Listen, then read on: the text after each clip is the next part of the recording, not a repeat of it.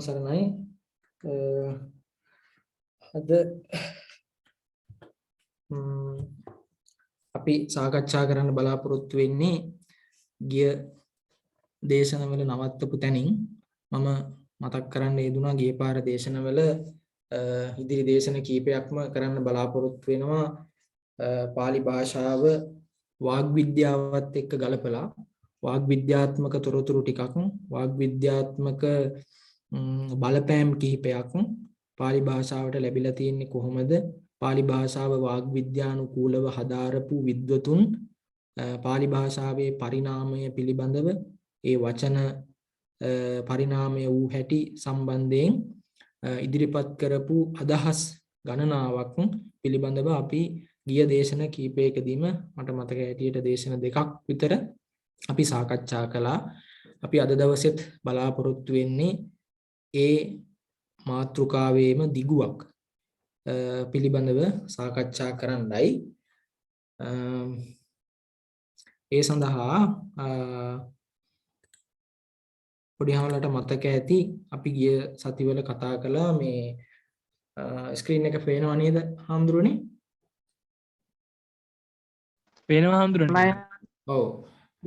පරිණාමීය රීති කීපයක් අපි කතා කරා. ස්වර භක්තිය කියන්නේ මොකක්ද? ඒ වගේ මේකට සමාන වචනයක් වෙච්ච විප්‍රකර්ෂය ගැන, සමීකරණය කියන්නේ මොකක්ද, විපර්යාසය කියන්නේ මොකක්ද කියන ප්‍රධානම පරිණාමීය රීති තුන පිළිබඳව උදාහරණ නිදසුන් සහිතව සාකච්ඡා කළා. ඒ වගේම මේවැ ප්‍රභේද ගැනත් සාකච්ඡා කළා. සමීකරණයේ විවිධ ප්‍රභේද තියෙනවා කියලා කිව්වා. ඒවට උදාහරණ සාකච්ඡා කළා. ඒකෙදි වැදගත්ම කාරණය තමයි පොඩි හාමුදුරනේ ඔබ වහන්සේලා මතක තියාගන්න ඕනේ මේ සමීකරණයේ විපර්යාසය සුරභක්තිය කියලා ඔහොම වචන අපිට මතක තිබුණට මටත් වෙච්ච අත්දැකීමක් මම මේ කියන්නේ ඔබ වහන්සේලාත් එක්ක බෙදාගන්නේ. අපිට විභාගෙට ගිහිල්ලා වාඩි වුණාට පස්සේ වෙන වැඩේ තමයි මේවට උදාහරණ මතක් වෙන්නේ. හරි අමාරුයි මේ වචන ටික මතක තියාගන්න. ඒකින්ද නිතර පොඩ්ඩක් ටච් එකේ ඉන්න වෙනවා මේ උදාහරණ සම්බන්ධයෙන්. මේ වචන අමතක වෙනවා. අනිත් එක තමයි මේක සමීකරණයටද උදාහරණේ මතක තියාගත්ත විපර්යාසයටද ස්වරභක්තියටද කියලා. මොකද හදිසියත් එක්ක කලබලෙත් එක්ක අපිට උදාහරණ මාරු වෙනවා. ඕවැ වෙනස් වෙනවා. ඒකින්ද හොඳ අවධානයෙන් ඉන්න ඕනි. හොඳ සැකැස්මක් ඇතිව විභාගයට ගිහිල්ලා වාඩි වෙන්න ඕනි. මේක සමීකරණයට උදාහරණ ටික, මේක විපර්යාසයට උදාහරණ ටික, මේක ස්වරභක්තිය උදාහරණ ටික කියලා වෙන් වශයෙන් මතක තියාගන්න අවශ්‍යයි. නැත්තම් පැටලිලි වෙනවා. එහෙම වුණොත් ලකුණු කැපෙනවා. මොකද අපි පටලගෙනනේ අපේනේ වැරද්ද. උදාහරණ දක්වලා තියෙන වෙන එකකට. ඒකින්ද මේ දක්වලා තියෙන ඔබ වහන්සේට උගන්වපු වචන ඒ පරිණාමයේ වෙලා තියෙන පද පිළිබඳව වෙන් වශයෙන් හොඳට මතක තියාගන්න අවශ්‍ය වෙනවා. ඔය මුලින්ම කාරණා තුන ස්වරභක්තියයි සමීකරණයයි විපර්යාසයයි පිළිබඳව මම දැන් කතා කරලා ඉවරයි. ඊළඟට තව අපිට තියෙනවා කතා කරන්න සංකෝචනය, සම්ප්‍රසාරණය සහ මාත්‍රා හානිය කියන පරිණාමීය රීති තුන පිළිබඳව. ඒ සඳහා අපි උපයෝගී කරගන්නවා අපේ ගුරුවරයෙක් වෙච්ච කැලණිය විශ්වවිද්‍යාලේ පාලි හා බෞද්ධ අධ්‍යනාංශ අංශාධිපති හාමුදුරුවෝ මහාචාර්ය මකුරුප්පේ ධම්මානන්ද පණ්ඩිත හාමුදුරුවෝ රචනා කරලා තිනවා පාලි විමර්ශනාත්මක පාලි ව්‍යාකරණය කියන පොත. ඒක ප්‍රාචීන විෂය හදාරන පාලි ව්‍යාකරණ හදාරන ශිෂ්‍යයන්ට අත්පොතක්. බොහොම වැදගත් පොතක්. අපිත් විතරක් නෙමෙයි අපේ ගුරුවරු පවා පාවිච්චි කරපු බොහොම වැදගත් පොතක්. ඒකේ ඒ පොතේ මෙන්න මේ පරිණාමීය රීති පිළිබඳව දීර්ඝ විස්තරයක් තියෙනවා. මේ මොහොතේ අපි බලාපොරොත්තු වෙනවා ඒ පණ්ඩිත හාමුදුරුවන්ගේ පොත ආශ්‍රය කරගෙන ඉදිරි පරිණාමීය රීති තුන සාකච්ඡා කරන්න.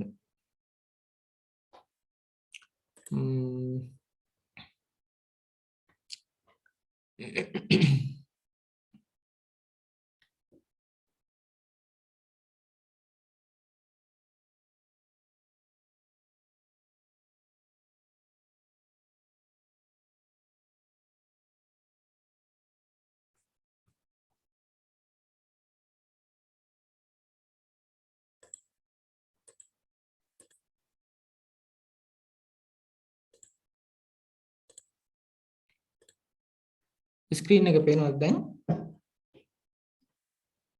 පේනවනේ. පේනවා පන්තන්. හරි. වහන්සේලාට පේනවා මම කතා කරපු ඔය කියපු මාතෘකා දෙක තියෙනවා. සම්ප්‍රසාරණය සහ සංකෝචනය. ඔබ වහන්සේලාට මේ කතා කරගෙන යනකොට තේරෙන්නේ නැති යමක් තියෙනවා නම් පොඩි හඳුරන්නේ අවසානයට වඩා මම කැමති මෙතනදිම අහනවා නම්. මොකද සමහර විට ඔබ වහන්සේලාට අමතක වෙන්නත් පුළුවන්. ඒක නිසා ගැටලුවක් තියෙනවා නම් කතා කරගෙන යන අතරමඟදීම ඩිස්ටර්බ් කරලා හරි කමන්නේ අහනවා නම් වඩා හොඳ එතනදිම निराකරණය කරගෙන යමු නේද? මම දැක්ක සමහර ගුරුවරු නම් අගට අහනවා නම් හොඳයි කියලා තියෙනවා. මම හිතන්නේ එතනදිම මේ ප්‍රශ්නේ निराකරණය කරගෙන යනවා නම් හොඳයි කියලායි මම හිතන්නේ. හරි අපි බලමු සම්ප්‍රසාරණය සහ සංකෝචනය කියන මාතෘකා දෙකම එක ටොපික් එකක් යටතේ සාකච්ඡා වෙලා තියෙනවා. මොකද එකම ක්‍රමවේදයක් තියෙන්නේ. ඒක නිසා අක්ෂර සම්ප්‍රසාරණය සහ සංකෝචනය යනුවෙන් ශබ්ද පරිණාමය වීමේදී බලපාන තවත් රීති දෙකක් හඳුන්වා දී ඇත. ඉන් අක්ෂර සම්ප්‍රසාරණය යනු අකුරු දිගහැරීමයි. මතක තියාගන්න ඕනි ප්‍රධානම වචනේ තමයි සම්ප්‍රසාරණය කියන්නේ අකුරු දිගහැරීම. තේරුම තමයි සම්ප්‍රසාරණය කියලා කියන්නේ දිගහරිනවා කියන එකනේ. ප්‍රසාරේති, පසාරේති දිගහරි. සම්ප්‍රසාරණය අකුරු දිගහැරීම. ඒක මතක තියාගන්න. සංකෝචනය කියලා කියන්නේ හැකිලීම. අක්ෂර සංකෝචනය කියලා කියන්නේ අකුරු හැකිලීමයි.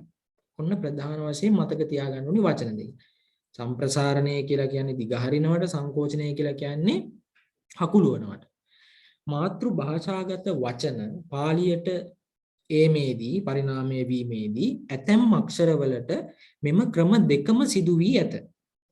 මෙයින් අක්ෂර සම්ප්‍රසාරණයේදී සිදුවන අක්ෂර දිගහැරීම නැතහොත් යාවරල යන අක්ෂර පිළිවෙනින් ඊ ඌ ඉරු ඉලු බවට පත්වීම සම්ප්‍රසාරණයයි.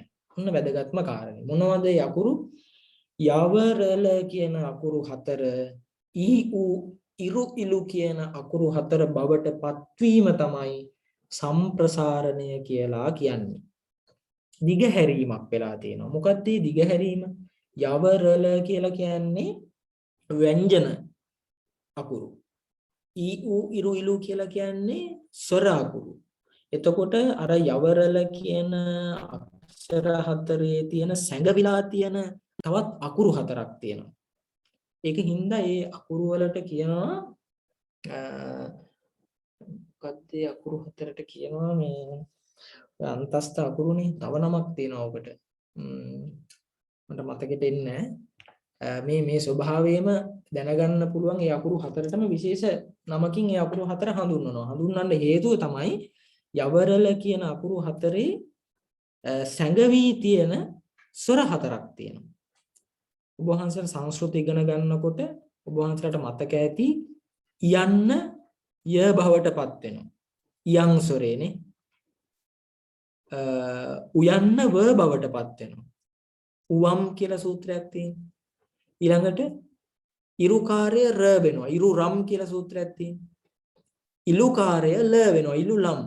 එතකොට පැහැදිලි වෙනවා පොඩි හාමුදුරනේ මේ ඔය අන්තස්ථ අකුරු 4 සහ මේ ස්වර ඊ ඌ ඉරු ඉලු කියන අකුරු 4 ස්වර 4 පැහැදිලි සම්බන්ධයක් තියෙනවා. ඒ දෙක පෙරලෙනවා. වෙලාවකට යවරල වෙනවා. වෙලාවකට ඒ 4ම ස්වර බවට පරිවර්තනය වෙනවා. හරිද? අර ස්වර බවට පරිවර්තනය වීම පෙරලීම තමයි මේ පරිණාමීය රීති තුල සම්ප්‍රසාරණය කියන නමින් හඳුන්වන්නේ. මෙය සාම්ප්‍රදායික ව්‍යාකරණයේ මෙන්ම ඓතිහාසික ව්‍යාකරණයේද පිළිගෙන ඇත. සාම්ප්‍රදායික ව්‍යාකරණයේ මෙන්ම ඓතිහාසික ව්‍යාකරණයේද පිළිගෙන ඇත. මොකද්ද සාම්ප්‍රදායික ව්‍යාකරණය? මොකද්ද ඓතිහාසික ව්‍යාකරණය? සාම්ප්‍රදායික ව්‍යාකරණය කියලා කියන්නේ අපිට කච්චායන මොග්ගල්ලායන සම්ප්‍රදාය වලින් අපට නිර්ණය කරන දීලා තියෙන ව්‍යාකරණ තොරතුරු ටිකට ව්‍යාකරණ විධි වලට අපි කියනවා සාම්ප්‍රදායික ව්‍යාකරණ විධි කියලා. ඓතිහාසික ව්‍යාකරණය කියලා කියන්නේ වෛදිකයෙන් සංස්කෘතයට සංස්කෘතයෙන් ප්‍රාකෘතයට මෙහෙම ශබ්ද භාෂාවන් පරිණාමය වෙලා තියෙන ආකාරය ගැන සලකලා බලලා හදලා තියෙන ව්‍යාකරණයට අපි කියනවා ඓතිහාසික ව්‍යාකරණය. එහෙම පොතක් නැහැ. නමුත් ඓතිහාසිකව ශබ්ද පරිණාමය වෙලා තියෙන ආකාරය පිළිබඳ අධ්‍යයනය කිරීම නිසා අන්න ඒවට ඒ අධ්‍යයනය කිරීමට අපි කියනවා ඓතිහාසික ව්‍යාකරණ අධ්‍යයනය කියලා. හරිද? එතකොට මේ දෙකෙන්ම සම්ප්‍රදායික ව්‍යාකරණයනොත් ඓතිහාසික ව්‍යාකරණය තුලනොත් පිළි අරගෙන තියෙනවා මේ සම්ප්‍රසාරණය කියන පරිණාමීය රීතිය. එහෙත් පාලියට එසේ පැමිණි වචන බහුලව සොයා ගැනීම අපහසුය. පාලියේ බොහෝ විට ඇත්තේ ය යා යන අකුරු ඊ වීමත් ව වා යන අකුරු ඌ වීමත්ය. පාලි භාෂාවට සාපේක්ෂව සම්ප්‍රසාරණය කියලා කියන්නේ ය වරල ඊ ඌ ඉලු බවට පත්වීම. නමුත් පාලියට සාපේක්ෂව පාලි භාෂාවට සාපේක්ෂව අපිට සම්ප්‍රසාරණ රීතිය ඉගෙන ගැනීමේදී වැදගත් වෙන්නේ මෙන්න මේ යා කියන අකුරු දෙකත් වා කියන අකුරු දෙකත් පිළිවෙලින් ඊ සහ ඌ වීම දකින්න ලැබෙනවා. අන්න ඒක තමයි පාලි භාෂාවට සාපේක්ෂව සම්ප්‍රසාරණය කියලා කියන්නේ. හරිද? බලන්න අපි උදාහරණ සාකච්ඡා කරනකොට වහන්සේලාට පැහැදිලි වෙයි. යා කියන අකුරු දෙක ඊ හෝ ඊ වීම. යා යන ද්විආක්ෂර. ද්විආක්ෂර කියලා කියන්නේ. ඇයි මේවට ද්විආක්ෂර කියලා කියන්නේ? ඔබ වහන්සේලාට උත්තරයක් තියෙනවද? යයනු දෙක යන ද්විආක්ෂර යයා කියලා තියෙන හින්දාද මේ ය අකුර පුතේ මේ මං කියවන අර මුලින් යාබරල කියන අකුරු දෙකම අකුරු හතරම වෙනස් විදිහට ඒ කියන්නේ වෙන ස්වරවලට පරිවර්තනය කරන්න පුළුවන්. ඒ කියන්නේ අර ස්වර බව කියන එක ඉරු කියන ඉලු කියන අකුරු දෙකත් ඊළඟට ඌ කියන ස්වර දෙකත් මේ හතර ඇතුලේ තියෙනවා. එතකොට ස්වභාව දෙකක් තියෙනවා මේකෙත්. යාවරල කියන අකුරු හතරේ ස්වභාව දෙකක් තියෙනවා. එකක් තමයි ස්වර බව, අනිත් එක තමයි ව්‍යංජන බව. නේ? ඒ දෙකම මේකේ සංග්‍රහිත වෙලා තියෙනවා. මේ අකුරු හතරේ. එතකොට එතන ද්විත්වයක් නේ. අන්න ඒකෙන් හින්දා මේ යවරල කියන අක්ෂරයට ද්විආක්ෂර කියලා පාවිච්චි වෙලා තියෙනවා. යා යන අක්ෂර දෙක නැත්තම් ද්විආක්ෂර දෙක කියලා කියන්න අවශ්‍ය නැහැ. තේරුණාද? ඊළඟට ඊ වීම පහත දැක්වෙන නිදසුන් මගින් තේරුම් ගත හැකිය. බලන්න මොනවද උදාහරණ කියලා. ව්‍යතික්‍රම පුරාතන ඉන්දුආර යුගයේ මේ වචනේ පාවිච්චි වෙන්නේ ව්‍යතික්‍රම කියලා. පාලි භාෂාවට ඇවිල්ලා තියෙන හැටි බලන්න. වීතික්කම. අපි සීලයකුත් තියෙන වීතික්කම සීලය කියලානේ. වීතික්කම. ඊළඟට කෙලස් උඩ දුවන අවස්ථාවනේ අනුසය පරිඋත්ථාන වීතික්කම. කොහොම අවස්ථා තුනක් ගැන කතා වෙන්නේ. වීතික්කම බලන්න ඒතර මොකද වෙලා තියෙන්නේ කියලා. වයන්න තියෙනවා, හල් වයන්න තියෙනවා, යයන්න තියෙනවා, තික්‍රම. එතන තියෙනවා යයන්න. ව්‍ය කියන තැන හල් වයන්නයි යයන්නයි තියෙන්නේ. ඒ යයන්නට මොකද වෙලා තියෙන්නේ? මෙහා පැත්තට එනකොට පරිණාමය වෙනකොට ඊ බවටපත් වෙලා තියෙනවා. නේ? උඩ කිව්වනේ යා දෙකම ඊ හෝ රස්ව ඊ හරි දීර්ඝ ඊ බවට හරිපත් වෙන්නේ. මෙතන වෙලා තියෙන්නේ මොකද්ද? දීර්ඝ ඊ බවටපත් වෙලා තියෙන්නේ. යයන්න දීර්ඝ ඊ වෙලා. එතකොට මේක සම්ප්‍රසාරණයට උදාහරණයක්. යයන්න ඊ වෙලා ඊ බවටපත් වෙලා. ව්‍යතික්‍රම වීතික්‍රම. අව්‍යවදාත අවීවදාත. ඔබ වහන්සේලාට අහු වෙනවා අටක වර්ගයේ අවීවදාතා කියන වචනේ. අව්‍යවදාත වෙලා තියෙන්නේ මොකද්ද? යයන්න ඊ බවටපත් වෙලා. ඒකට තමයි සම්ප්‍රසාරණය කියලා කියන්නේ. යයන්න අයින් වෙලානේ. යයන්න වෙනුවට තමයි ඊ කාර්ය ආදේශ වෙලා තියෙන්නේ. ව්‍යතිහාර වීතිහාර. එතනත් දීර්ඝ ඊ කාර්යය. න්‍යග්‍රෝධ නිග්‍රෝධ. එතන දීර්ඝද රස්වද? රස්ව ඊ කාර්ය ආදේශ වෙලා තියෙන්නේ යයන්නට. නේ? ස්ත්‍යාන තීන මිද්දේ තීන කියලා කියන්නේ කම්මැලිකමට අලසකමට ස්ත්‍යාන තමයි සංස්කෘත වචනේ. මෙතන යයන්නට මොකද වෙලා තියෙන්නේ? යායන්නට. මෙතන යායන්න තියෙන්නේ. යයන්නත් නෙමෙයි. ස්ත්‍යාන අල්තයන්න යායන්න නයන්න නේ තියෙන්නේ. යායන්න ඊ බවට පත් වෙලා දීර්ඝ ඊ බවට. ඒකෙන් තමයි තීන වෙලා තියෙන්නේ. බලන්නකෝ තීන කියන වචනේ සංස්කෘත පාලි වචනේ සංස්කෘත රූපය ස්ත්‍යාන කම්මැලිකම. ව්‍යතිවෘත්ත මොකද වෙලා තියෙන්නේ? යයන්න දීර්ඝ ඊයන්නක් බවට පත් වෙලා වීතිවත්ත ඒත් ඉක්ම ගියා කියන අර්ථය නේ. ද්වයහ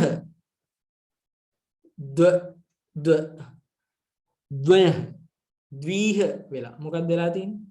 යයන්න ඊ කාර්යයක් බවට පත් වෙලා ඊ දීර්ඝ ඊ ත්‍රයහ තීහ වෙලා නේ. යයන්න දීර්ඝ ඊ බවට පත් වෙලා. ඔන්න ඔකට තමයි සම්ප්‍රසාරණය. යා දෙක ඊ හෝ රස්ව ඊ හෝ දීර්ඝ ඊ බවට පත් වීමේ රීතිය අපි කියනවා සම්ප්‍රසාරණය කියලා. ඊළඟට බලන්න. වව නෙමෙයි වා දෙකනේ.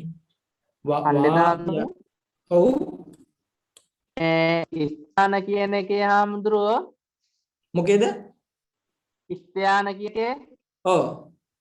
ඒකේ අල්ස යන්න කැපිලා ඊට පල්ලෙහා කියලා යන්න කැපෙන්නේ නැතේය. අල්ස යන්න කැපිලා තීන කියලානේ තියෙන්නේ හාමුදුරුවෝ. ඔව්. ඊට පල්ලෙහා අල් දයන් කියනනේ ද්විහලා. ඔව්. එතකොට ඒ හල්ලකුර කැපෙන්නේ නැත්තේ? හල්ලකුර කැපෙන්නේ නැති කියන්නේ පොඩි හාමුදුරනේ මෙහෙමනේ. ඔතන දෙක කියන අර්ථනේ තියෙන්නේ. නේ? ඇත්තටම මං හිතන්නේ මට මේ තේරුම නම් ද්විහ කියලා කියන්නේ මෙතන දවස් දෙක කියන එක. අහං කියනවනේ දිනේටත්. අහලා තියෙනව නේද? අහනි කියලා අපි කියන්නේ දිනේට. එහෙමයි. සත්තාහං දින 7ක් නේ. සත්තාහං අන්නේ මෙතන කියන්නේ මගේ දැනුමේ හැටියට ද්වයහ කියලා කියන්නේ දින දෙකක්. ද්වය කියන එක පාලියේ තියෙනවනේ පුතේ. දින්නාහං භික්කවේන සුප්පතිකාරං වදාමි. ද්වි. එතන අල් දයන්නෙන් පටන් ගන්නෙ නේ. ද්වි. ඒකින්ද ඒක මොකුත් වෙන්නේ නැහැ. තත් සමරූපයක් හැටියට එන්නේ. ද්වය කියන එක. මෙතන යයන්න විතරයි ඊ වෙලා තියෙන්නේ. පැහැදිලිද? පැහැදිලි අඳුර. ඒකද ඔබ වහන්සේ ඇහුවේ? එහෙමයි. අහපු ප්‍රශ්නට උත්තරේ ලැබුණාද? හරි. වෙන ගැටලු තියෙනවද පුතේ?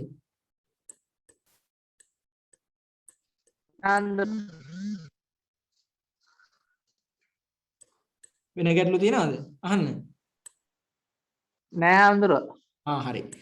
ඊළඟට මෙතන ව කියලා තියෙන මෙතන printing mistake මං හිතන්නේ වා කියලා දීර්ඝ වෙන්න ඕනි මේක.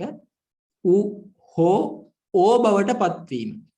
බලන්න මේ වයනු තමයි උයන්න හරි ඔයන්න බවට පත් වෙන්නේ. බලන්න ඌ වම් කියලා සූත්‍රයක් තියෙනවානේ සංස්කෘතේ. සාරස්වතේ අපි ඉගෙනගෙන තියෙනවා උවම්. ඊළඟට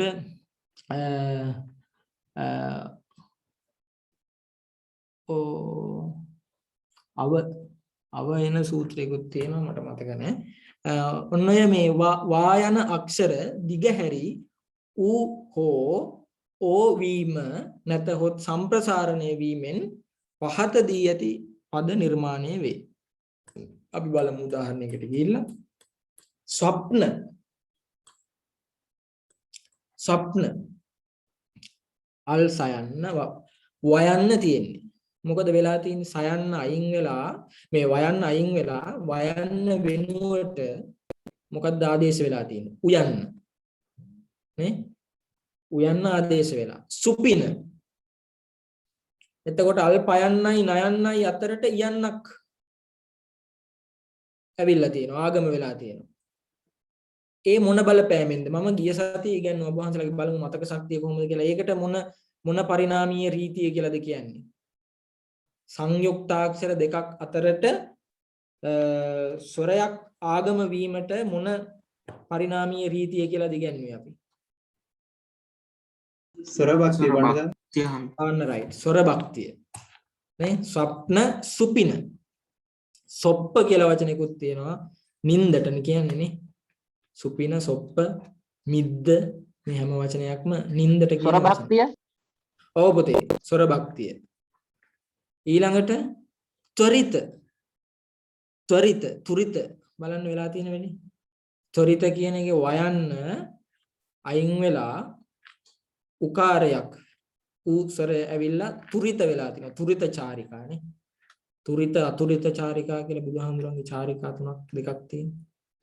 ස්වාන බල්ලා ස්වාන කියන එකේ වයන්න තියෙනවා. වයන්නට මොකද වෙලා තියෙන්නේ? ඕ වෙලා. අපි කතා කරේ එහෙමනේ මේ බලන්න. වා දෙක ඌ හෝ ඕ වෙයි. ඒක තමයි වෙලා තියෙන්නේ මේ. ස්වාන කියන එක සෝන.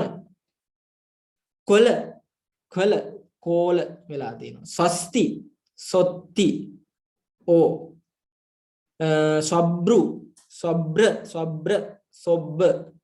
සොබ්බ කියන්නේ මොකටද? මොකද්ද සොබ්බ කියන්නේ තේරුම? අපඩියන් මොකද්ද සොබ්බ කියන්නේ? සොබ්බ කියන්නේ දන්නේ ආන්දර. වලට කියන්නේ සොබ්බ කියලා. සොබ්බ කොචිත් කෝචි වෙලා වයන්න ඕ වෙලා. කොචිත් කියලානේ සංස්කෘතයේ තියෙන. ඒක පාලියට එනකොට පරිණාමය වෙලා බලන්න ඕකාරය තමයි වෙලා තියෙන්නේ. එතකොට පැහැදිලි අනාදී ව හෝ වා යන අක්ෂර ඌ බවට සම්ප්‍රසාරණය වී ඇත. ඕකාරය වන්නේ බොහෝ විට ආ ඌ සංයෝගය නිසාය. ඒක වෙනම කතාවක් මෙතන තියෙනවා. ඕකාරය වෙන්නේ බොහෝ වෙලාවට ආ ඌ සංයෝගය නිසාලු. මෙතන බලමු සුවස්ති. ස්වස්ති කියන එක සුවස්ති වෙලා සොත්ති වෙන්නේ. ඊළඟට කොචිත් ආ ඌ ඕ. ඔව් හරිනේ. මෙතන ඕකාරය බොහෝ විට වෙන්නේ ආ ඌ කියන සංයෝගය නිසා. ඔබ වහන්සේලා අහලා ඇති සංස්කෘතයේ සූත්‍රයක් තියෙනවා ආ ඌ ඕ කියලා. මතකද? සාරස්වතී ඉගෙනගෙන තියෙනවා. එහෙමයි ආන්දර. ආ ඌ ඕ කියලා සූත්‍ර. මේවා ගොඩාක් මේ බලන්න සංස්කෘත භාෂාව සංස්කෘත ව්‍යාකරණය පාලි නාමපද සැකැස්මේදී පාලි රූප හදා ගැනීමේදී කොච්චර අපිට ප්‍රයෝගී වෙනවද කියලා. සංස්කෘතයට මේ සංස්කෘත භාෂාවට සමහර විට අපේ භාෂාව පාලි භාෂාව තමයි අංක 1 භාෂාව මේ මුලින්ම කතා කරන්න බැරි මිනිස්සෙක් වුණත් ලෝකේ පහළ වුණොත් එහෙම මුලින්ම කතා කරන්නේ පාලි කියලා අපි අපේ භාෂාවට අපේ සම්ප්‍රදාය විසින් ලොකු තැනක් දීලා තියෙනවා පරිත්‍යාග කරලා තියෙනවා. එතකොට ඒ කෙසේ නමුත් පාලි සංස්කෘත අපි පිළිගන්න ඕනි නිහතමානීව පිළිගන්න ඕනි කාරණය තමයි සංස්කෘත භාෂාවෙන් තොරව අපේට පාලි භාෂාවක් ගැන ඇත්තටම කතා කරන්න බෑ. ඒක අපි නිහතමානීව පිළිගන්න ඕනි කාරණයක් නේ. මේ ඒකට හොඳම සාධක තමයි අපි මේ කතා කරන්නේ. හරි? එතකොට සම්ප්‍රසාරණය කියන එක පැහැදිලිද? සරලව කිව්වොත් යා කියන අකුරු දෙක මේ පාලියට සාපේක්ෂව කතා කරන සම්ප්‍රසාරණ රීතිය තමයි පුතේ යවරල කියන අකුරු හතර ඊ ඌ ඉරු ඉලු බවට පත්වීම. පාලි භාෂාවට සාපේක්ෂව ඒක ගන්න වෙන්නේ යා කියන අකුරු දෙක යි හෝ ඊ බවට පත්වීමත් වා කියන අකුරු දෙක උ හෝ ඕ බවට පත්වීමත් තමයි සම්ප්‍රසාරණය කියලා කියන්නේ. උදාහරණ අඩුම 5ක් විතර මතක තියාගත්තා නම් මේ දෙකටම ඔබ වහන්සේලාට නිසි පරිදි විභාගයට හොඳ සාර්ථක පිළිතුරක් ගොඩනගා ගන්න පුළුවන්. උදාහරණ පුතේ හොඳට මතක තියාගන්න පැටලෙනවා. මම මුලින් කිව්වා වගේ හොඳේ. හොඳට මතක තියාගන්නේ උදාහරණ. පැහැදිලිද සම්ප්‍රසාරණය කියන එක? ගැටලුවක් තියෙනවා නම් අහන්න පුතේ. හරි. නැති බවයි පෙනී යන්නේ. සංකෝචනයේදී සිදුවන්නේ මාතෘ භාෂාගත શબ્දවල අය යන්න පාලියේදී ඒ වීමත් අව යන්න ඕ වීමත්ය. සංකෝචනය කියලා කියන්නේ හැකිලීම. අය කියන එක ඒ වෙනවා, අව කියන එක ඕ වීම. අය කියන එක හොඳේ. දැන් මෙතන අකුරු දෙකක්, ස්වරයක් තියෙනවා, ව්‍යංජනයක් තියෙනවා. ආය, ආව, ස්වරයක් තියෙනවා, ව්‍යංජනයක් තියෙනවා. එතකොට ඒක මේ අක්ෂර දෙකක්. ඒක සංකෝචනයේදී හකුලලා ඒ බවට පත්වීම, අය කියන එක ඒ වීමත්, අව කියන එක ඕ බවට පත්වීමත් සිද්ධ වෙන එකට තමයි සංකෝචනය කියලා කියන්නේ. හැකිලීම කියලා කියන්නේ. උදාහරණ දිහා බැලුවට පස්සේ තේරෙයි. සයති. සයති කියලා පුරාණ ඉන්දුආර යුගයේ තියෙන පදය පාලියට එනකොට සේති. නේ? සේති. උපසන්තෝ සුඛං සේති. උපසන්තෝ සුඛං සේති හිත්වා ජය පරාජයං. සේති. නයති. වාන් මොකද වෙලා තියෙන්නේ කියලා මෙතනදී. අයනේ තියෙන්නේ ශා, සයන්න, අයන්න, අල් සයන්න, අයන්න, යයන්න ති. එතන අයට මොකද වෙලා තියෙන්නේ? අය කියන එකට ඒ වෙලා සේති කියලා හැදලා තියෙනවා. තාළුජ සයන්න, දන්තජ සයන්න වෙනවා කොහොමත් පාලියේ. නයති නේති. අවලෝක යති අවලෝකේති. කයති කේති. මාරයති මාරේති. ධාරයති ධාරේති. ජයති ජේති. සයනාසන සේනාසන. කාරයති කාරේති. මෝචේති මෝචේති. තාඩයති තාලේති. අන්න ඒවා තමයි උදාහරණ. මොකටද? අය කියන එක ඒ වීමට. සංකෝචන පරිණාමීය රීතියට අනුව. හරි? අවවාද දැන් බලන්න අව කියන එක ඕ වීම. සිංහලයේ තියෙනවා මේ පාලියේ රූප සිද්ධියේ තියෙනවා මට මතකයි ඕ අවසරේ කියලා සූත්‍රයක්. ඕ අවසරේ. එතකොට අපේ සම්ප්‍රදාය විසිනුත් පිළිඅරගෙන තියෙනවා මේ පරිණාමීය රීතිය. ඒ කියන්නේ රූප සිද්ධි ව්‍යාකරණයට ඊළඟට කච්චායන ව්‍යාකරණයට මේ සූත්‍ර හදලා ඇතුළත් කරලා තියෙනවා. නේ? අව වාද ඕ වාද. අව කියන එක කෙලින්ම ඕ කාර්යයක් බවට පත් වෙලා තියෙනවා. අවසාන ඕසාන. ප්‍රවණ පෝන. අව පෝන වෙනවා. අභ්‍යවකාශ අබ්බෝකාශ.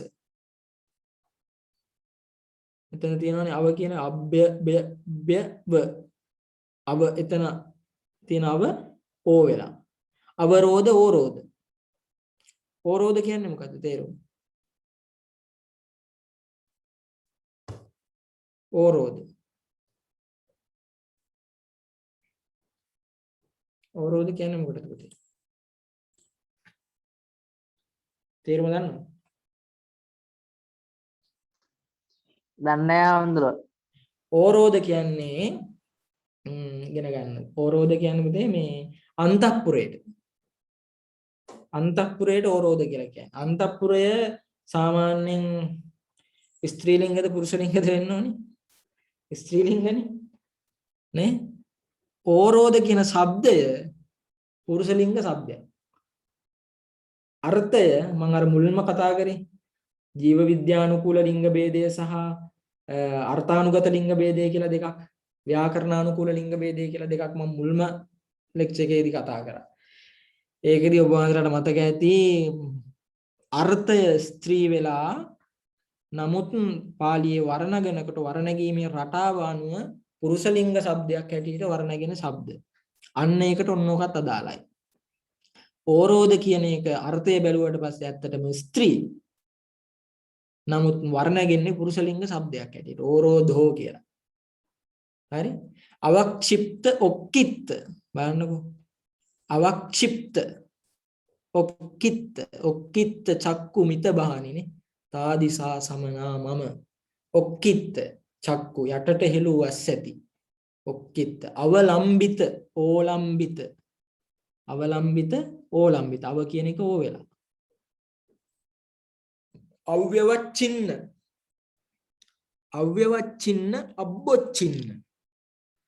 අබ්බොච්චින්නං වත්තමානං සංසාරෝති පෞච්චති.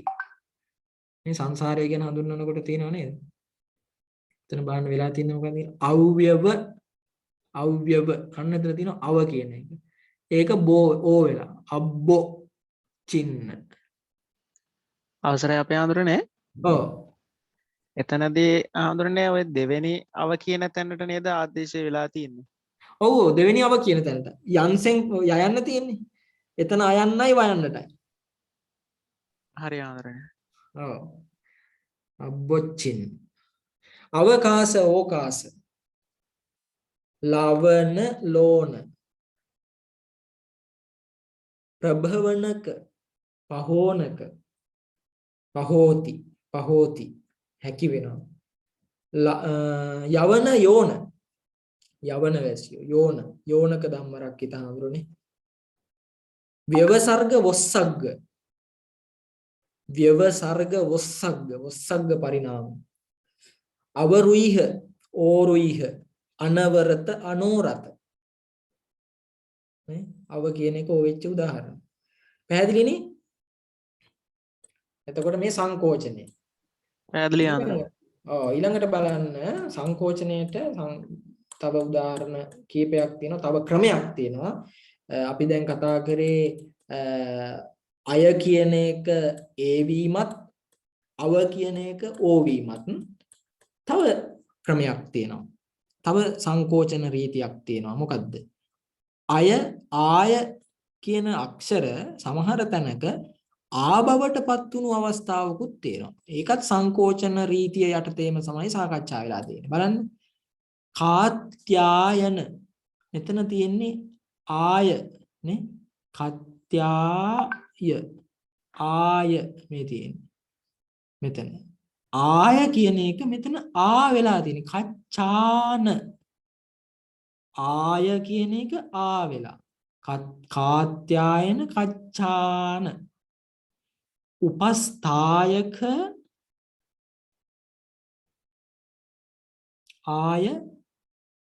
ආය කියන එක ආ. උපට්ඨාක යයන්න අයින් වෙලා ආය කියන එක ආ වෙලා.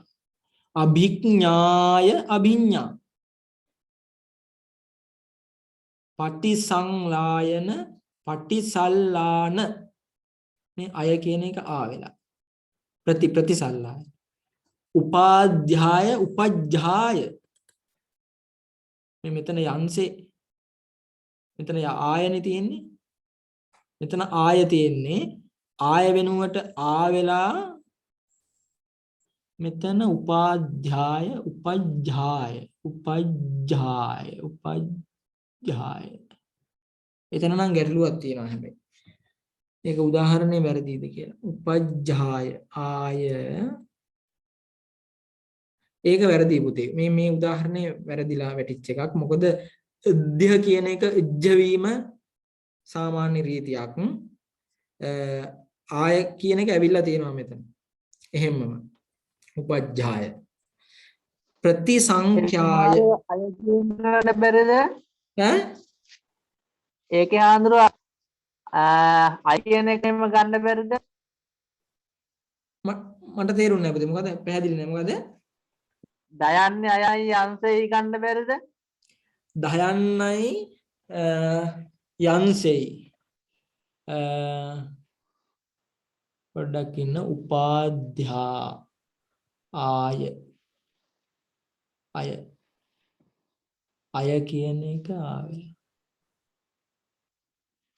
රයිට් ඔව් එතන තියෙනවනේ අය කියලා එකක් very good බොහොම හොඳයි එතන තියෙනවා අය කියලා එකක් නේ ධ්‍ය ය එතන ඔව් අය කියන එක මෙන්න මෙතන දයන්නට සම්බන්ධ වෙලා යන්සෙට තියෙන අය යයන්න තියෙනවනේ අන්න ඒකට තමයි ආ වෙලා තියෙන්නේ උපජ්ජාය වෙලා තියෙන්නේ ඒකේ right ඊළඟට ප්‍රතිසංඛ්‍යාය පටිසංඛාය පටිසංඛාය යෝනිසෝ පටිසංඛාය ඒක හරි කියන එකේ ආය කියන එක මේ මෙතන මේකේ මේ උපාධ්‍යාය කියන එකේ ප්‍රතිසංඛ්‍යාය කියන එකේ එකම රීතියට මේ සිද්ධ වෙලා තියෙන්නේ නේ හරි පැහැදිලිද සංකෝචන රීතිය පුතේ එහෙමයි හඳු හරි පැහැදිලි හඳු හරි දැන් අපි විපර්යාසය කතා කළා මාත්‍රා හානිය කියලා එකක් ඊළඟට තියෙනවා මාත්‍රා හානිය කියලා කියන්නේ මාත්‍රා අපි කියන්නේ සිද්ධාර්ථ සංග්‍රහයේ තියෙන්නේ අඩු නම් මත් අඩු කියලා කියන්නේ මාත්‍රා අඩුවයි මාත්‍රා හානියයි අඩු නම් මත් අඩු වැඩි නම් මත් වැඩි මාතෘ භාෂාගත වචන පාළියට පැමිණීමේදී සිදු වී ඇති වෙනස්කම් හා අක්ෂර හානි අනේක ස්වරූපී වෙයි මේ නිසා මෙම වෙනස්කම් හා හානි හඳුනා ගැනීමට අක්ෂරවල මාත්‍රා උපයෝගී කර ගැනීම වාග්වේදීන් විසින් අනුගමනය කළ ක්‍රමයකි මාත්‍රා හරහා මේ මාත්‍රා නීතිය the law of more මාත්‍රා හානිය disappearing of more යනාදී නම් වලින් හැදින්වේ මේ ගැන හැදෑරීමට පෙර මාත්‍රා යනු කුමක්දයි හඳුනාගත යුතුයි ඔබ වහන්සේලාට මාත්‍රා කියන්නේ මොනවද කියලා මුතුවෙන් කියන්න ඕනේ නැහැ හැබැයි පාලි අක්ෂරයක මාත්‍රා එකක් හෝ දෙකක් තිබිය හැකිය ඔබ දන්නවා රස්වස්වරයක හෝ ව්‍යංජනයක ඇත්තේ එක් මාත්‍රාවකි දීර්ඝස්වරයක හෝ ව්‍යංජනයක මාත්‍රා දෙකක් ඇත එහෙත් සංයෝගයකට මුලින් ඇති රස්වස්වරය ව්‍යංජනය සැලකෙනුවේ මාත්‍රා දෙකක් වශයෙනි හරි තවද නාසිකාක්ෂර සමග යෙදෙන සියලු අක්ෂරද මාත්‍රා දෙකකින් යුක්තය මේ රීතියක් හැටියට සැලකූ විට මාතෘ භාෂාවේ නැතහොත් සංස්කෘත වචනයේ ඇති මාත්‍රා සංඛ්‍යාව බොහෝ විට ආරක්ෂා වේ ස්වර භක්තිය වීමෙන් සංයුක්තයන්ගේ වෙන්වීම සිදුවන තැන්වල පවා මෙම ලක්ෂණය දැකිය හැකි නිදසුනක් ලෙස වීර්ය යන වචනයේ මාත්‍රා තුනක් ඇත වීර්ය right මේ පාලියට විරිය යනුවෙන් සිටි කල්හි එහිදු මාත්‍රා තුනකින් යුක්තව පැමිණේ වීර්ය කියන වචනේ සංස්කෘතයේ තියෙන කොටත් මාත්‍රා තුනයි විරිය කියලා පාලියට එන කොටත් මාත්‍රා තුනයි වෙනස වෙන්නේ මොකද්ද වීර්ය කියනකොට ගුරු එක ගුරයි ලඝුවයි නමුත් විරිය කියනකොට ලඝු තුනක් එන්නේ කොමුණත් මාත්‍රා තුනයි ප්‍රකීර්ය යන්නේහි මාත්‍රා හතරක් ඇති අතර එය එම මාත්‍රා ගණනින් යුතුවම පකිරිය යනුවෙන් පාලියට එයි පාලියට වචන පරිණාමයේදී ආගම ආදේශ ආදිය මෙන්ම ලෝපයේද සිදු වී ඇත ආගම ආදේශ වගේම ලෝපයත් සිදු වෙනවා ස්වර ව්‍යංජන යන දෙවර්ගයේම අක්ෂර ලෝප වී ඇති අතර සමහර විට තනි අක්ෂරයක ස්වරය හෝ ව්‍යංජනය පමණක් ලොප් වූ තැන්ද දැකිය හැකිය ස්වර හා ව්‍යංජන යන දෙවර්ගයේම අක්ෂර ලොප් වී ඇති අතර ස්වරත් ලොප් වෙලා තියෙනවා ව්‍යංජනත් ලොප් වෙලා තියෙනවා සමහර විට තනි අක්ෂරයක ස්වරය හෝ ව්‍යංජනය පමණක් ලොප් වූ තැන් බලමු උදාහරණ මේ හඳුරු පෙන්නනවා එයද ආදි මධ්‍ය අන්ත වශයෙන් යන තැන් තුනෙහිම සිදුවේ පාලියෙහි පදාන්තයෙහි ඇති ස්වරය පමණක් ලොප් නොවේ පදාන්තයේ ඇති ස්වරය පමණක් ලොප් නොවේ මෙකී ලෝප විවිධත්වය මාත්‍රා හානිය යටතේ මාත්‍රා සංඛ්‍යාවන් හා එහි මාත්‍රා හානියද හඳුනා ගැනීම පහසුය බලන්නකෝ ඇතැම් පාලියේ ඇතැම් පදවල ආදි ස්වරය ස්වර ලෝපය සිදුවේ උදක කියන එක පාලියේ උදක කියලාක් තියෙනවා. තව වචනයක් තියෙනවනේ දක කියලා. නේ? පාලි නිගණ්ඨ ඔබ වහන්සේලා අරන් බලන්න වතුරට කියන නම් කීයක් තියෙනවද කියලා නේ? උදක දක ක කියලාත් කියනවා පුතේ. උදක කියලා කියනවා, දක කියලා කියනවා, ක කියලාත් තියෙනවා. ඉදානීම් ඉදානි. අන්න එතන බලන්න මාත්‍රා හානියක් මේ වෙලා තියෙන්නේ. උදක කියන එක ව්‍යංජන මේ මාත්‍රා 3යි, දක කියන එකේ මාත්‍රා 2යි. ඉදානීම් කියන එකේ මාත්‍රා ඉදා 3යි 4යි 5යි. ඉදානි කියනකොට ඉදානි මාත්‍රා 4යි. ඊළඟට දානි ඉදානි දානි කියලාත් වෙලා තියෙනවනේ. හලං දානි පකාසිතුම්. හලං ඉදානි පකාසිතුම්. අපිට අහුවෙන්නේ මොකේද? මොකක්ද ඒ සූත්‍රය? හලං දානි පකාසිතුම්. මේ අරිය පරිේෂණ සූත්‍රය. අරිය පරිේෂණ සූත්‍රයේ බුදුහාමුදුරුවෝ ධර්මය අවබෝධ කරගත්තට පස්සේ කියනවනේ හලං දානි පකාසිතුම්. මේ ධර්මයේ දේශනා කරන්න සුදුසු වෙලාවයි. අග්නි අග්ගි ගිනි. අග්නි අග්ගි ගිනි. බලන්න මොකක්ද වෙලා තියෙන්නේ කියලා මාත්‍රා හානිය. ඒකෙදි ආදිස්වරය ලොප් වෙලා. අග්ගි අග්නි ගිනි අයන්න සම්පූර්ණම අයින් වෙලානේ. ආත්මන් ආතුමා තුමා සම්පූර්ණ මාත්‍රාහානිය මුල් ස්වර ලොප් වීමක් මේ හඳුරු පෙන්වලා දීලා තියෙන්නේ. අපිලන්දති පිලන්දති මුල් ස්වරය ලොප් වෙලා මාත්‍රාහානියක්. අපූය පූය එතනත් මාත්‍රාහානියක්. අයන්න ලොප් වෙලා. තව තැනක් මට මතක් වෙනවා මේ අලාපූනි සීදන්ති සිලා ප්ලවන්ති. ඔබ වහන්සේලාට මතක ඇති කොහෙද? ජාතක පාළියේ මහා සුපින ජාතකය. අලාපූනි සීදන්ති සිලා ප්ලවන්ති. ගල් කැට පා වෙනකොට ලබු කැට යට යනවා කියලා කියන්නේ. අලාපූනි සීදන්ති සිලා ප්ලවන්ති. අලාපූනි කියන එක ලාපූනි කියලායි ජාතක පාළියේ තියෙන්නේ. අවසරයි අපේ හාමුදුරුවෝ. ඔව්ද? හාමුදුරුවෝ මාත්‍රා හානියදී හාමුදුරුවෝ මේ පරිණාමය වෙනකොට මාත්‍රා අඩු වෙන්නත් පුළුවන් වැඩි වෙන්නත් පුළුවන්ද? බෑනේ, වැඩි වෙන්න බෑ. එහෙනම් මාත්‍රා වෘද්ධිය වෙන්න ඕනේ. වෘද්ධිකරණය වෙන්න ඕනේ. ඒ කියන්නේ අඩු නම් මත් අඩු, වැඩි නම් මත් වැඩි. මාත්‍රා හානිය එකක්, මාත්‍රා වෘද්ධිය කියලා කියන්නේ වෙන එකක්. මාත්‍රා වෘද්ධිය කියන එක පාළියේ ඇත්තටම මේ දකින්න අඩු කාරණයක්. ඒකයි මේ පෙන්නලා දීලා තියෙන්නේ මාත්‍රා හානිය විතරක්. මටත් හම්බුනේ නැහැ කොහෙවත්. මමත් හෙව්වා ඇත්තටම පාළියේ. ඒ කියන්නේ පාළියට පරිණාමය වෙනකොට මාත්‍රා වෘද්ධියට උදාහරණ මට ලැබුණ නැහැ ඒකට. මට ලැබුණොත් මම ඔබ වහන්සේලාව දැනුවත් කරන්නම්. මට තාම උදාහරණ ලැබුණ නැහැ. පැහැදිලි හාමුදුරුවෝ. මුල් ස්වරය ලොප්පේ. ඊළඟට බලන්න ද්විතීය. මෙන්න මේවට ඉතුරු වචන නැහැ. ද්විතීය ද්විතීය. ද්විතීය බලන්න. ද්වි කියන එක ලඝුවක්, තීය එතන ගුරක්, ය 1 2 3 4යි. එතකොට මාත්‍රා 4ක් තියෙනවා ද්විතීය කියන එකේ. හැබැයි ද්විතීය කියන එකේ මාත්‍රා 3යි.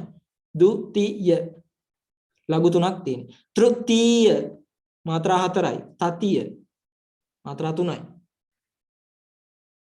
ඊට පස්සේ ව්‍යලීක අලීක අලික මධ්‍යස්වරය ලොප් වෙලා තියෙන්නේ. ඒවැ මාත්‍රා අඩු වීමක් තමයි දකින්න ලැබෙන්නේ. නේ? මාත්‍රා හානිය. ඒ අනුව බොහෝ විට සංස්කෘත වචනය පාළියේ වෙනස් වුවත් මාත්‍රා සංඛ්‍යාවෙන් සමහර තැන්වලදී වෙනස් නොවේ. සමහර තැන්වල මාත්‍රා සංඛ්‍යාවෙන් වෙනස් වෙන්නේ නැහැ. දැන් උඩ බලන්නකෝ. මේ අර පකිරිය කියන වචනේ. පකිරිය කියන එක ප්‍රකීර්ය මාත්‍රා ගණන එකයි.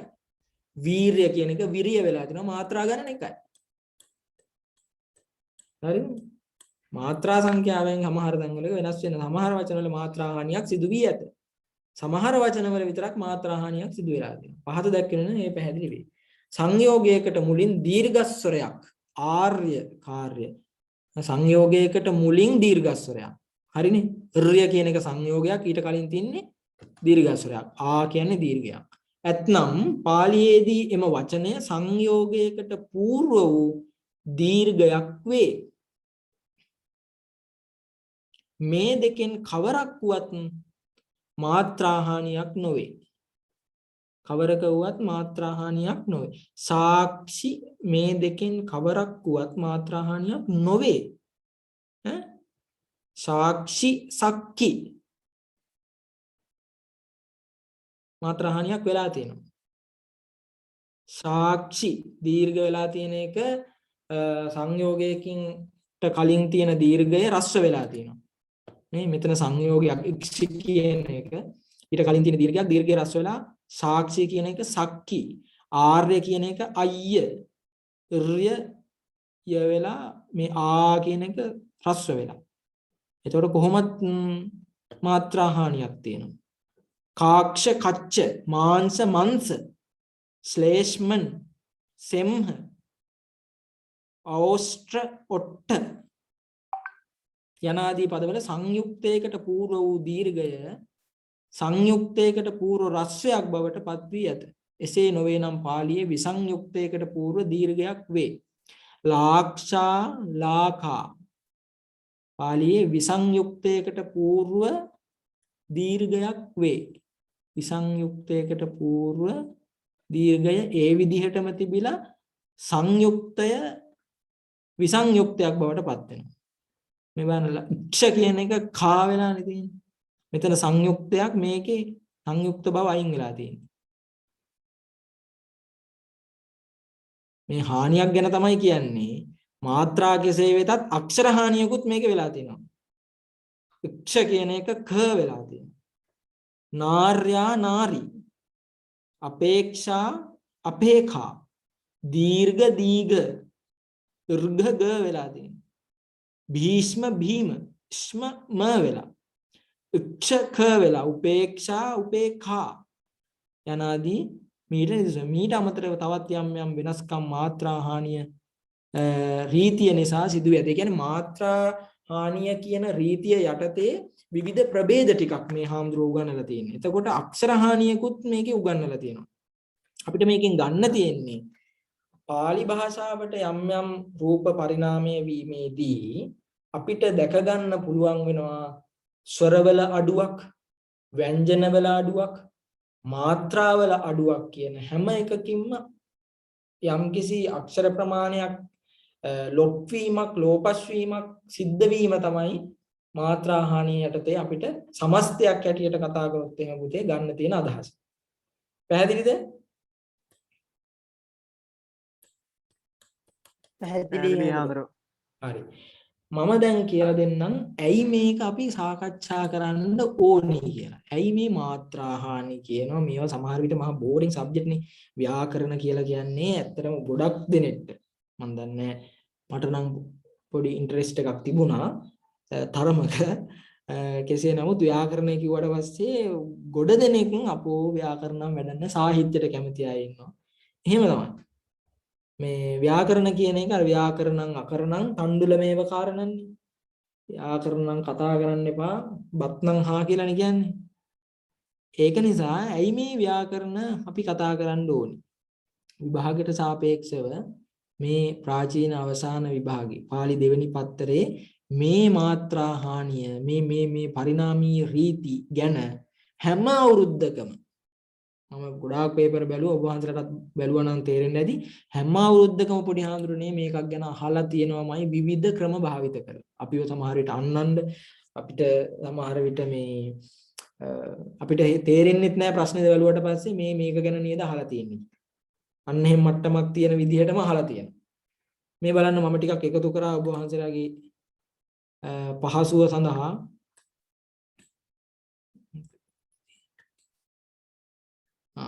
පේනවද ඔබ වහන්සේලාට? පේනවා හාමුදුරුවෝ. මේ බලන්න එක අවුරුද්දක අහලා තියෙන ප්‍රශ්නයක්. මාතෘ භාෂාගත ශබ්ද පාලියට පරිණාමය වීමේදී ස්වර කෙරෙහි යාබද ස්වරයන්ගේ හෝ ව්‍යංජනයන්ගේ බලපෑම කෙබඳු දැයි නිදසුන් මගින් පෙන්වා දෙන්න. දැන් කොහොමද අපිට ඔකට උත්තරයක් ලියන්නේ? ඕකට උත්තර ලියන්න දැම්ම බෑ හොඳේ බය වෙන්න එපා. ඉස්සරහට අපිට සාකච්ඡා කරන්නේ ඕවට තමයි. ඕකේ තව අපිට කතා කරන්න තියෙනවා. දැන් මම ඉගැන්වුවේ ඔබ වහන්සේලාට පරිණාමීය රීති ටික විතරයි. රීති ටික. ওই රීති වලට අමතරව තව උගන්වන්න ටිකක් තියෙනවා වාග් විද්‍යාවට සම්බන්ධව. මෙන්න මේ ටික ඊළඟ එක බලන්නකෝ. මාතෘ භාෂාගත කේවල ව්‍යංජන. කේවල ව්‍යංජන කියලා කියන්නේ නිකන් සංයුක්ත නොවූ ව්‍යංජන වලට අපි කියනවා කේවල ව්‍යංජන කියලා. කියන්නේ බැඳි අකුරු නොවූ කියන එක. කේවල ව්‍යංජන පාලියට පරිණාමය වීමේදී බලපා ඇති රීති වාග් විද්‍යාත්මකව පෙන්වා දෙන්න. මොන තව ප්‍රශ්නයක්? ඊළඟට බලන්න. ව්‍යංජන දෙකකට වැඩි මාතෘ භාෂාගත සංයුක්ත ශබ්ද පාලියේ නියෝජනය වන ආකාරය නිදසුන් මගින් පැහැදිලි කරන්න. ව්‍යංජන දෙකකට වැඩි මාතෘ භාෂාගත සංයුක්ත ශබ්ද. ව්‍යංජන දෙකකට වැඩි. ව්‍යංජන දෙකකට වැඩි වෙන්න ඕනේ. එහෙම වචන කීපයක් සංයුක්ත ශබ්ද වෙන්න ඕනේ. ඒ කියන්නේ බැඳි අකුරු තියෙන ශබ්ද පාලියේ නියෝජනය වෙන ආකාරය. පාලියට ඒ කියන්නේ පරිවර්තනය පරිණාමය වෙලා තියෙන ආකාරය පෙන්වලා දෙන්න ඕනේ නිදසුන් කීපයක. ඊට වැදගත් වෙනවා.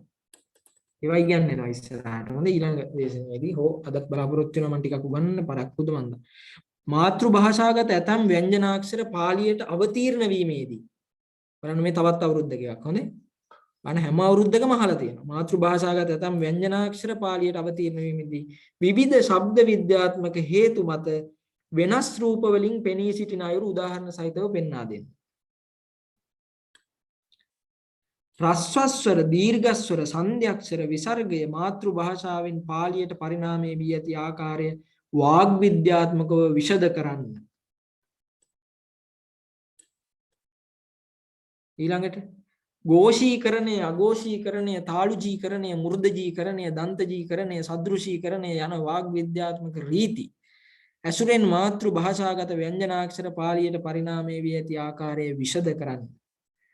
සංයුක්ත ව්‍යංජන පාලියට පරිණාමය වීම පිළිබඳ වාග් විද්‍යාත්මකව විග්‍රහ බලන්න මේ අහලා තියෙන ප්‍රශ්න ටික මේ හැම අවුරුද්දකම වගේ මේ වාග් විද්‍යාව සම්බන්ධයෙන් ප්‍රශ්නයක් ඇහෙනවා. මොකක්ද අහන ප්‍රශ්නේ?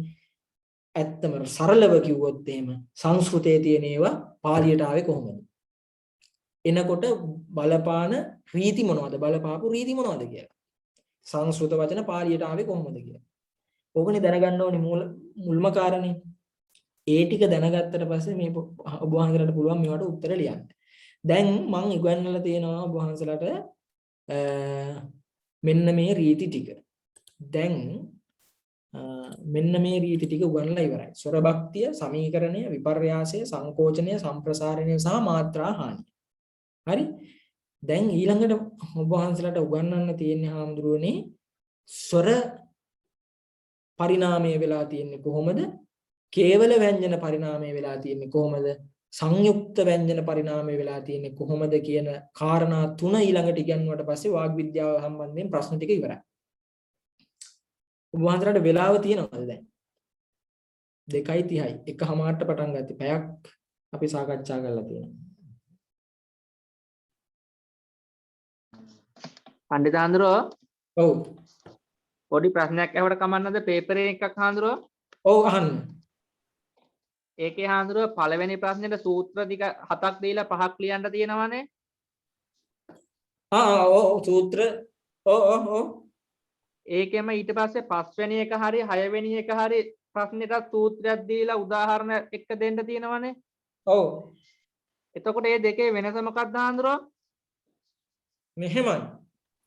ඔය එක අවුරුද්දක පේපරයක් නේද? ඒක හාමුදුරුවෝ ඒ කියන්නේ හැම අවුරුද්දෙම සූත්‍ර 5ක් ලියලා ඊට පස්සේ ඒ පේපරේම 6 වෙනි ප්‍රශ්නේ හරි 5 වෙනි ප්‍රශ්නේ හරි සූත්‍රයක් දීලා තියෙනවා විතර කරන්න කියලා. ඔව් යවතං තලන දකාරාණං ව්‍යංජනානි චලන ජකාරත්තං කියන සූත්‍රයනේ දීලා තියෙන්නේ. නේද? 19 කියෙන් නම් දීලා තියෙන්නේ හඳුරෝ ධාතු ලිංගයේහි පරාපච්චයක. මෙහෙමයි පුතේ. දැන් හිතන්නකෝ. මේ සමහර සූත්‍ර තියෙනවා මුළු ව්‍යාකරණ රීතියක්ම සාකච්ඡා කරන. දැන් උදාහරණයක් ඇටියට බලමු. අපිට කිව්වොත් එහෙම ඔන්න බලන්න අඤ්ඤ පදත්තේහි බහුබ්බීහි නේ එහෙම සූත්‍රයක් තියෙනවානේ. එතකොට මේ කියන්නේ මොකද්ද? බහුබ්බීහි සමාසය පිළිබඳව විග්‍රහයක් කරන්න කියලා නෙමෙයි කියන්නේ. සූත්‍රය නෙමෙයි එතන වැදගත් වෙන්නේ. ඒකෙන් උගන්වන රීතියට තමයි මූලිකත්වය දෙන්න ඕනේ. ව්‍යාකරණ ලක්ෂණයට. ව්‍යාකරණ විදියට තමයි මූලිකත්වය දෙන්න ඕනේ උතන. යවතං තලන දකාරානම් උතන දීලා තියෙන මට මතකයි ඔය පේපරේ. මේ පේපර් කීපයකම ඔය කතාව තියෙනවා. දැන් ඔබ වහන්සේලා බලන්න දැන් මෙන්න මෙහෙම දුන්නොත් ඔබ වහන්සේලාට දෙනවා සම්පදානේ චතුත්ති මුලින්ම සූත්‍ර පහකුත් දීලා මැද ප්‍රශ්නයකට දෙනවා සම්පදානේ චතුත්ති යන සූත්‍රය විග්‍රහයට ලක් කරන්න කියලා. එතකොට මොකද වෙන්නේ? මේ කියන්නේ පුතේ සම්ප්‍රදානේ චතුත්ති කියන දැන් මේ විභක්තියක් නේ විග්‍රහ කරන්න කියලා කියන්නේ. එතකොට විභක්ති අර්ථ ටික අපි පැහැදිලි කරන්න ඕනේ. එතන සම්පූර්ණ 20ක ප්‍රශ්නයක්. ලකුණු 15ක ප්‍රශ්න 15ක හෝ 20ක ප්‍රශ්නයක් නේ. 15ක්ද? මට මතක ඇටියට 15ක් හඳුරන්නේ. 20ක්ද? ඔව් හඳුරන්නේ. ඔව් 20ක ප්‍රශ්නයක්. එතකොට අපිට ලියන්න තියෙන්නේ ඇත්තටම සූත්‍රයට අදාළව සූත්‍රයේ තේරුමත් ලියලා ඒ සූත්‍රයට අදාළ මුළු සන්දර්භයම පැහැදිලි කරන්න ඕන. සම්පදානේ චතුත්ති කිව්වට පස්සේ සම්පූර්ණ විභක්ති අර්ථයක් නෙමෙයි කියන්නේ. තේරුණාද? ඒ විභක්ති අර්ථය පිළිබඳව ලොකු විස්තරයක් කරන්න සම්ප්‍රදානයේ දෙන්නේ මෙන්න මේ වගේ අවස්ථාවක මීට අමතරව චතුත්ති විභක්තිය මෙන්න මේ වගේ නමෝ යෝගේ චතුත්තිය තියෙනවා. කොහොම ලොකු විස්තරයක් අපිට කරන්න පුළුවන් මේ සූත්‍රයට අදාළව. අන්න ඒ වගේ උත්තරයක් තමයි එතනදී බලාපොරොත්තු වෙන්නේ. මුල්ම හරිය බලාපොරොත්තු වෙන්නේ ඒ කියන්නේ සූත්‍ර 7ක් දක්වන තැන බලාපොරොත්තු වෙන්නේ සූත්‍රය පැහැදිලි කරලා තේරුම ලියලා මේ උදාහරණයක් පෙන්වුවාම හොඳට ඕම ඇති. ඊට වඩා පුළුල් විග්‍රහයක් බලාපොරොත්තු වෙනවා මැද ප්‍රශ්නයකට දැම්මොත් එහෙම. තේරුණාද? ඊළඟට ලිංගත්තේ පඨමා කියලා වාට දීලා තිබුණොත් එහෙම. මේ ඒක ප්‍රථමා විභක්තියේ දෙන අර්ථ ටික ලියන්න වෙනවා. ඊළඟට අපි හිතමු මෙන්න මේක. නාමානං සමාසෝ යුත්තත්වෝ යන්න විග්‍රහ කරන්න සූත්‍රයක්. එතකොට සමාස කියන්නේ මොකක්ද කියලා පැහැදිලි කරන්න සිද්ධ වෙනවා මෙතනදී. අර මේ මොකද්ද පේපරේ තියෙන ඉන්ටරෙස්ට් එක වැඩි කරන්නත් පුතේ වෙනස්කමක් ඇති කරන්නත් පේපර් හදනවනේ. ඇත්තම කතාව. ඒ කියන්නේ පේපරයක් හදනකොට පේපරේට තියෙනවා වැලිඩ් එකක්. පේපරේට තියෙනවා මේ ඇගයුමක්. පේපරේ ඇත්තම අවංකම කතාව පුතේ පේපරයක් හදනකොට හැම ප්‍රශ්නයක්ම ලියන්නම දෙන්නේ නැහැ හදන කෙනා. ලේසි ප්‍රශ්න කීපයකුත් දානවා. එහෙමනේ පාස් වෙන්න පුළුවන් එකෙක්ට පාස් වෙන්න පුළුවන් වෙන විදිහට ප්‍රශ්න දානවා.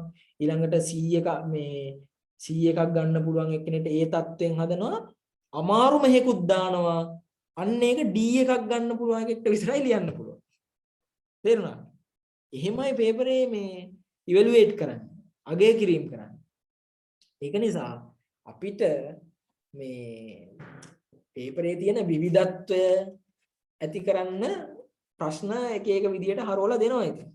අපි තේරුම් ගන්න ඕනේ මේකෙන් අපේක්ෂා කරලා තියෙන්නේ මොකක්ද කියලා. පැහැදිලි? එතකොට පළවෙනි කොටසට සූත්‍ර ටික දීලා තියෙනකොට කෙටි විස්තරයකුත් මැදදී එක ප්‍රශ්නයක් හැටියට සූත්‍රයක් දීලා මේ විග්‍රහ කරන්න කිව්වොත් දීර්ඝ විස්තරයකුත් ඒකෙන් බලාපොරොත්තු වෙනවා. හරිද? පැහැදිලිද? එහෙමයි. හරි. තව ගැටලු තියෙනවද?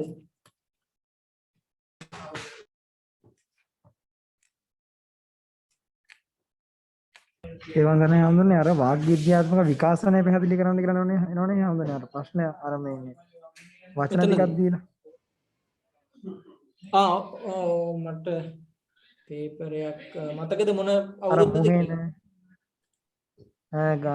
අලුත් එකේ හඳුන 21 20 20. අර මුහේන සකාදා සත්‍ය සතිය හඳුනේ මේ දීලා තියෙන වචන ටිකක් ඒ ටික දීලා මේ වාග් විද්‍යාත්මක විකාශනය පැහැදිලි කරන්න කියන්නේ 2020 නේ. එහෙමයි 2020 මයිකා පේපරේ නෑ ඒක මං හිතන්නේ. මේකනේ. මේක නේද? 2019 20 නේද?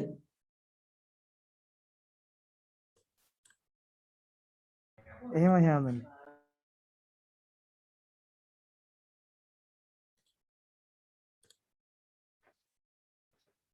වාග් විද්‍යාත්මක කෝ එහෙම ගන්නෑ. මේකද? ප්‍රස්වර දීර්ඝස්වර ඒකද? නෑ හඳුනේ නෑ මේ 2020 පේපරේ නෙමෙයි. මට පේන්නේ නැහැ හඳුනේ මේ 2019 20 පේපරේ මම මේ පෙන්වන්නේ ඔබ වහන්සේලාට. ඒකේ තියෙනවා රස්වස්වර දීර්ඝස්වර සංධ්‍යාක්ෂර සහ විසර්ගය මාතෘ භාෂාවෙන් පාලියට පරිණාමය වී ඇති ආකාරය වාග් විද්‍යාත්මක ඒක ඒ ප්‍රශ්නේද ඔබ වහන්සේ කිව්වේ? අවසරයි අපේ හඳුරන්නේ. ඔව්. ඒක නෑ මේක නෙවෙයි හඳුනේ මේ ප්‍රාකෘත පේපරේ තමයි තියෙන්නේ. ප්‍රාකෘත පේපරේ. ඔව්. හරි හඳුනේ මේක නෙවෙයි ප්‍රාකෘත ඒක ප්‍රාකෘත පේපරේ අපේ හඳුරන්නේ අර පරිවර්තන කරන්න දීලා යටින් වචන ටිකක් දීලා මේකේ ඔව්. වාග් විද්‍යාත්මක ඒක අපේ හඳුරන්නේ අපි ඒ හඳුරන්න කිව්වා. ඔව්. අපේ වජිර බුද්ධි හඳුරන්නේ කරන්නේ. ඔව්. හාමුදුර කිව්වා ඒකට අදාළ ඒ වාග් විද්‍යාත්මක කරුණු දෙවෙනි ප්‍රශ්න පත්‍රයේදී කතා වෙනවා කියලා. ඕනේ. මෙහෙමයි අපි ඒ ටික එහෙනම් කතා වෙනවා කියන්නේ මෙහෙමයි මේ දැනුමෙන් ඒක ලියන්න පුළුවන් වෙන්න ඕනි කියලා ඒ හාමුදුරුවෝ අදහස් කරන්නේ. ඒ කියන්නේ මේ රීති ටික ඉගෙන ගත්තට පස්සේ ඒකට උත්තරයක් ලියන්න පුළුවන් කියලා. අපි පොඩි හාමුදුරනේ මෙහෙම කරමු. අපි මේක අපිට දැන් ඉස්සරහට සාකච්ඡා කරන්න තියෙනවා. දැන් මම ඔබ වහන්සේලාට රීති කීපයක් ඉගෙනුවා. ඉස්සරහට සාකච්ඡා කරන්න තියෙනවා මාතෘකා තුනක්. පළවෙනි එක තමයි පුරාණ ඉන්දු ආර්ය යුගයේ ස්වර මධ්‍යතන ඉන්දු ආර්ය යුගයට එනකොට කොහොමද වෙනස් වීම ඇති වුනේ? දැන් පුරාතන ඉන්දු ආර්ය යුගයේ ස්වර 14ක් තියෙනවනේ. නේ? ඉරු එහෙමත් තියෙනවනේ. A I O ஔ ගොඩයි. එතකොට ඒවා පාලියට එනකොට ස්වර 8ක් බවට පත් වෙලා තියෙනවා. මොකද්ද ඇති වුණු වෙනස්කම්? ඉරුකාරය කොහොමද පාලියේ පෙන්눔 කරන්නේ? ඉලුකාරය කොහොමද පෙන්눔 කරන්නේ? අයිකාරය, ඖකාරය කොහොමද පාලියට ඇවිල්ලා තියෙන්නේ? ඒවා සම්බන්ධයෙන් සාකච්ඡා කරන්න පුළුවන්. ඒ පළවෙනි මාතෘකාව. ඉදිරියට කතා කරන්න තියෙන එක මාතෘකාවක්. දෙවෙනි එක තමයි ව්‍යංජන පරිණාමය වෙලා තියෙන්නේ කොහොමද? නිකං ව්‍යංජන නෙමෙයි කේවල ව්‍යංජන. කේවල ව්‍යංජන පුරාතන ඉන්දු ආර්ය යුගයෙන් මධ්‍යතන ඉන්දු ආර්ය යුගයට පරිවර්තනය වෙනකොට වෙලා තියෙන වෙනස්කම් දෙක. තුන්වෙනි කාරණය තමයි සංයුක්ත ව්‍යංජන පුරාතන ඉන්දු ආර්ය යුගයෙන් මධ්‍යතන යුගයට පරිණාමය වීමේදී ඇති වෙලා තියෙන වෙනස්කම්. ඔන්න ඔය මාතෘකා තුන ඉදිරියට කතා කරන්න නියමිතයි. හරි? ඒ දැනුමත් එක්ක ඒකත් ඉවර කරගත්තට පස්සේ මම හිතනවා ඔබ වහන්සේලාට අර ප්‍රාකෘත පේපරේ එන ප්‍රශ්න වලට උත්තර ලියා ගන්න පුළුවන් වෙයි කියලා. එහෙමත් බැරි වුණොත් අපි ඒ ගැන තවත් සලකා බලමු. හරි? හරි ආන්දර. ඔව්. දැන් කීයද වෙලාව? 2:40. අපි මොකද කරන්නේ? දැන් නවත්තමුද? තව කතා කරන්න තියෙනවා මාතෘකාවක්. අපි ඒකට ඔබ වහන්සේලා මට ආයි බ්‍රහස්පතින්දාත් තියෙනවා. බ්‍රහස්පතින්දා වෙනුවට තමයි අද කරන්න කියලා කිව්වේ. දේශනේ. බ්‍රහස්පතින්දාත් මට වෙලාව ලැබෙනවා නම් මට මෙන්න මේ අපිට සාකච්ඡා කරන්න තියෙනවා මෙන්න මේක. පාලි භාෂාවේ ධ්වනි පරිණාමය හා ඒ පිළිබඳව වාග් විද්‍යාත්මක સિદ્ધාන්ත කියන එක. මේක තමයි සාකච්ඡා වෙන්නේ ස්වර කොහොමද පරිණාමය වෙලා තියෙන්නේ කියලා. අපිට ඒකට වෙලාවක් අරගෙන එහෙනම් බ්‍රහස්පතින්දා උදේට අපි මේ ගැන සාකච්ඡා කරමු. හරි ආන්දර. හොඳයි හොඳයි. අපි එහෙනම් මෙතනින් නවතිමු නේ. එහෙම. හොඳයි. වෙන ගැටලු නැහැ නේ පොඩි හඳුනන. තියෙනවා නම් අහන්න.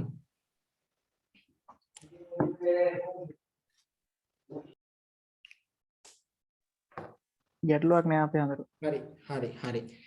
එහෙනම් නවතින්නම්. දරුවන් සරණයි හැම දිනාටම. දරුවන් සරණයි හඳුරු. ඊට පස්සේ හොඳයි. නෙපන්න. සන්නහාන හඳුනා